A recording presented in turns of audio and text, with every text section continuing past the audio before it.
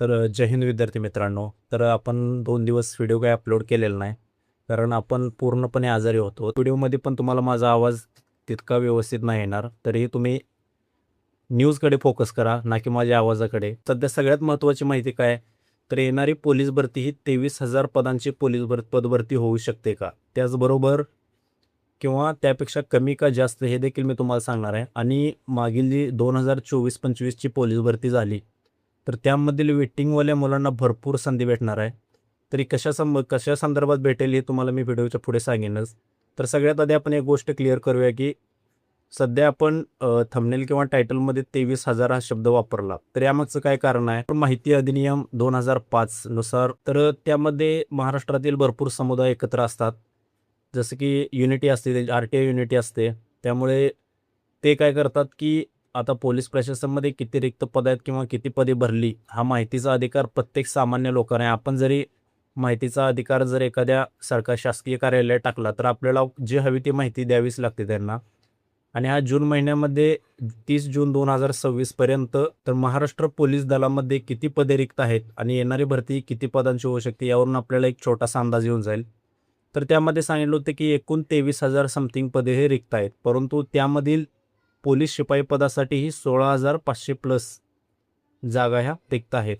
पण फक्त 16,500 पदांचीच भरती होईल का? तर अजिबात नाही. तर त्यापेक्षा 100% 3,000 ते 4,000 पदांची भरती जास्तच होणार. ही कशी मी तुम्हाला सांगेन. आणि ही जी रिक्त पदे आहेत ती 30 जून 2026 पर्यंतची आहेत.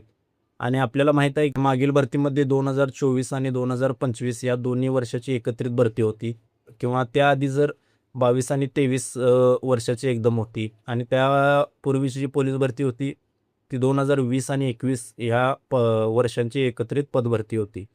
तर येणारी भरती देखील 2026 पूर्ण वर्षाच्या आणि 2027 जून 2027 पर्यंतचा देखील त्यांना आढावा घ्यावा लागतो. आणि त्या किती जागा रिक्त आहेत त्या एकत्रित पदांची भरती होत्या. तर डेफिनेटली ही 20,000 प्लस पदांची भरती तर कुठेसुद्धा गेलेली नाही. त्यामुळे आपण व्यवस्थित तयारी करायची आहे. सगळ्यात मोठी गुड न्यूज हीच आहे.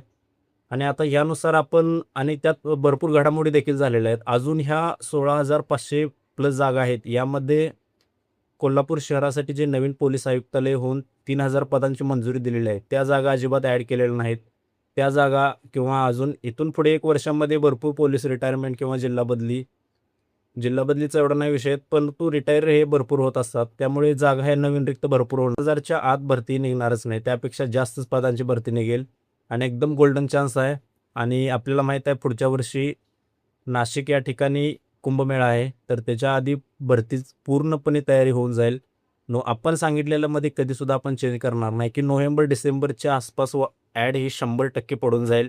आणि सप्टेंबर किंवा ऑक्टोबरमध्ये तुम्हाला वेळापत्रक देखील जाहीर होईल, की कोणत्या तारखेला तुमची लेखी असते. तर दुसरा मुद्दा असा आहे, की वेटिंगवाल्या मुलांना जी मागील भरती दिली 2024 आणि 25, तर यामधील वेटिंगला जे विद्यार्थी होते त्यांना कशाप्रकारे संधी आहे? तर आपल्याला नुकतंच माहीत आहे, की मुंबई शहरचं सध्या डॉक्युमेंट चालू आहे. तर डॉक्युमेंटमुळे पण भरपूर काही विद्यार्थी हजरच झाले नाहीत. तर त्या एक 100 पर्यंत जागा वेटिंगवाले घेतलेले आहेत. त्यानंतर मेडिकल देखील होते सगळ्या जिल्ह्यांचं. आणि यावेळेस मागील वर्षीपेक्षा या 2024-25 जी भरती आहे, यामध्ये वेटिंगवाल्या मुलांना संधी आहे. तिसरा एक अतिशय महत्त्वाचा मुद्दा आहे, हा की मी व्हिडिओमध्ये नाही सांगणार नव्हतो. तर सध्या महाराष्ट्रामध्ये आपण जर वातावरण बघितलं, तर एकदम आंदोलनाचं वातावरण चालू आहे, किंवा प्रोटेस्ट असू देत किंवा कॉकरोच जनता पार्टी एटसेट्रा, ह्या सगळ्या गोष्टी आहेत. तर पोलीस भरती करणाऱ्या विद्यार्थ्यांसाठी याबाबतीत माझा एकच सल्ला असेल, की कोणी सध्या कोणत्याही आंदोलनात सहभाग होण्याची काही आवश्यकता नाही. कारण आपल्याला माहीत आहे आपल्या खात्यात जर जॉइन होण्यासाठी आपलं चारित्र्य पडताळणी ही एकदम क्लिअर असावी लागते. नाहीतर आपण एवढं वर्ष मेहनत करायची आणि 1 ते 2 महिन्यासाठी आपण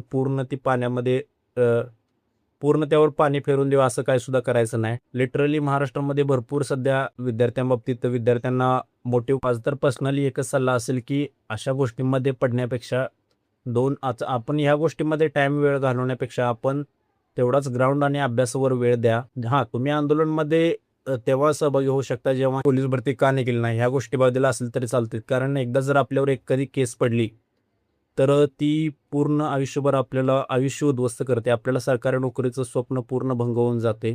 त्यामुळं सगळ्यात महत्त्वाची गोष्ट, मी तुम्हाला काल किंवा परवाच ही गोष्ट व्हिडिओमध्ये सांगणार होतो, परंतु तुम्हाला आत्ताच सांगितलं की तब्येत अजूनही व्यवस्थित नाही, तरी देखील हा व्हिडिओ बनवलेला आहे. हे 2 ते 3 मुद्दे होते. पहिला मुद्दा की येणारी पोलीस भरती ही 20 ते 21,000 प्लस पदांची 100% निघणार. त्याचबरोबर या येणारी भरती निघण्यापूर्वी मागील पोलीस भरतीमधील वेटिंग विद्यार्थ्यांना देखील खूप मोठी संधी आहे.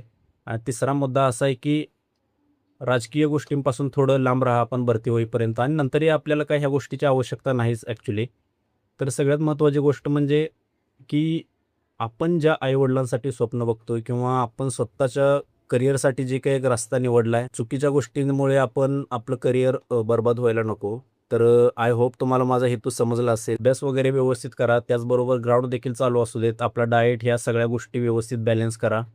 आणि कोणताही प्रॉब्लेम आला असेल तर तुम्ही कमेंटमध्ये निश्चिंत विचारू शकता. आपण प्रत्येक कमेंटचं उत्तर देत असतोय. तर नेक्स्ट व्हिडिओसाठी कमेंट करा. आपण भेटू नेक्स्ट व्हिडिओमध्ये. तोपर्यंत